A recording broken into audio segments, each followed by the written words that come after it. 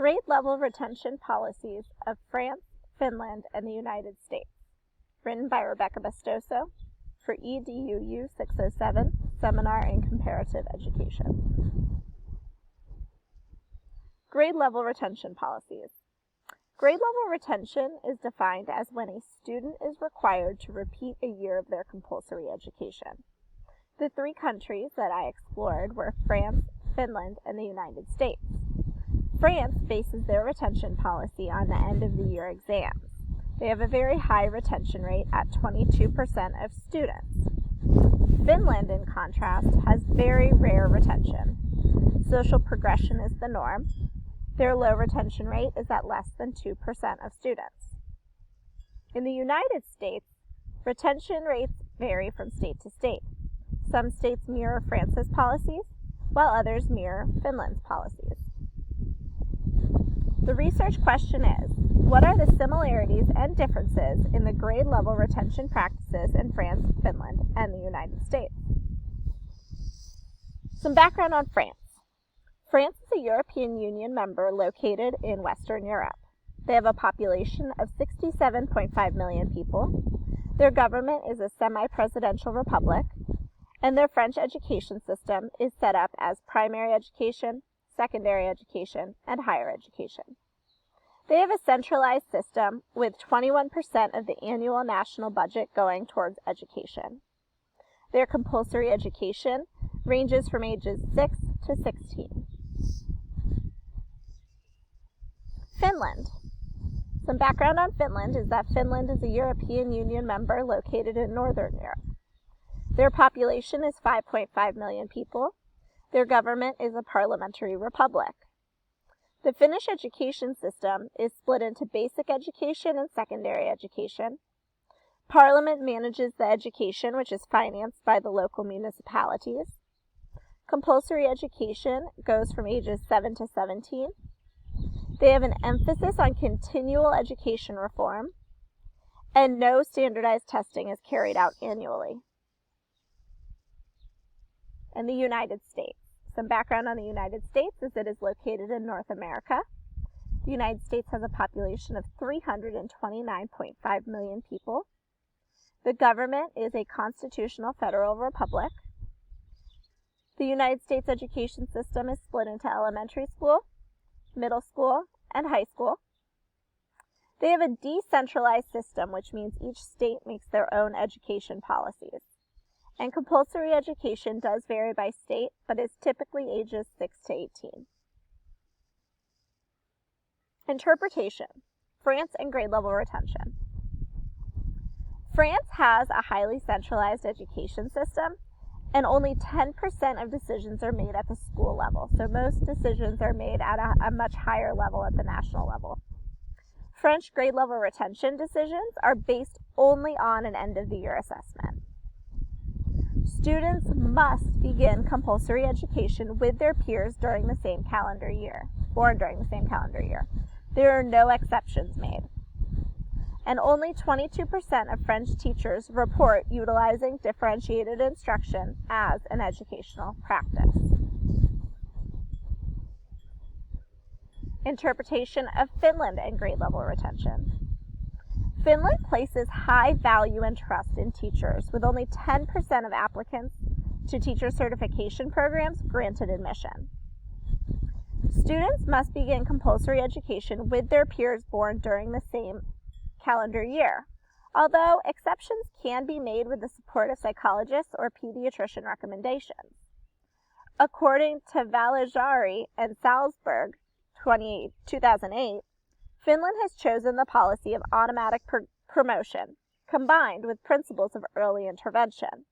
Such an attention to dynamic inequalities in all schools is what distinguishes Finland from many other countries. Page 389. Interpretation of the United States in grade level retention. The United States has a decentralized education system with the power of educational policy resting with the states. The educational policies of the United States vary greatly from state to state, and that includes the policy of grade level retention. Some states have high rates of retention, while other states follow a social progression policy and have rejected grade level retention as an option. Requirements vary state by state, but most states require students to be 5 years of age by the fall of the academic year they begin kindergarten. However, parents may choose to wait an additional year if the child does not appear developmentally prepared. Differentiated instruction is a common practice in schools throughout the United States. Juxtaposition. Autonomy of the local schools. The more autonomy local schools had, the lower the grade level retention rate. So in France, where there's little autonomy, there was a high grade level retention rate because most decisions were made at a central national level. In contrast, in Finland, where there is high autonomy with the local schools and teachers, there was a low grade level retention rate. And in the United States, the autonomy varies state by state, therefore we have our varied retention rates. Entry to compulsory education. The more flexible the entry time to compulsory education, the lower the retention rate. In France, there is no flexibility, and there is a high grade level retention rate. In Finland, it is more flexible, and there is a low grade level retention rate. While in the United States, flexibility varies by state, so varied retention rates apply. And the use of differentiation. The more that differentiated instruction is used in schools, the lower the retention rate. In France, it was reported that only 22% of teachers differentiate their instruction, and they, therefore, have a high grade level retention rate. In Finland, differentiation is considered a best practice. They have a low grade level retention rate. In the United States, differentiation is considered best practice. However, due to those state-by-state policies, we do see varied retention rates in the United States. A comparison of the countries. Some similarities that were found are that many United States states, such as Arizona and Idaho, have adopted policies similar to Finland and placed emphasis on differentiated instruction and early interventions paired with a social progression policy. Many United States states, such as South Carolina and Florida, on the other hand, have adopted policies similar to France using end-of-the-year assessment data, typically in the 3rd grade, to determine whether a student will be retained. And in France and the United States, they both have students complete standardized testing annually. Some differences include Finnish students do not take annual standardized tests. France and Finland have a centralized education system, but France holds the power nationally, while Finland allows the local government to make decisions. And the United States has a decentralized education system, which created inconsistent policies from state to state. The conclusions I can draw from this comparative research study are the lessons each country can learn. France can learn from Finland how to shift from having a high retention rate to a policy of early intervention and social progression by looking at the 1970s reforms.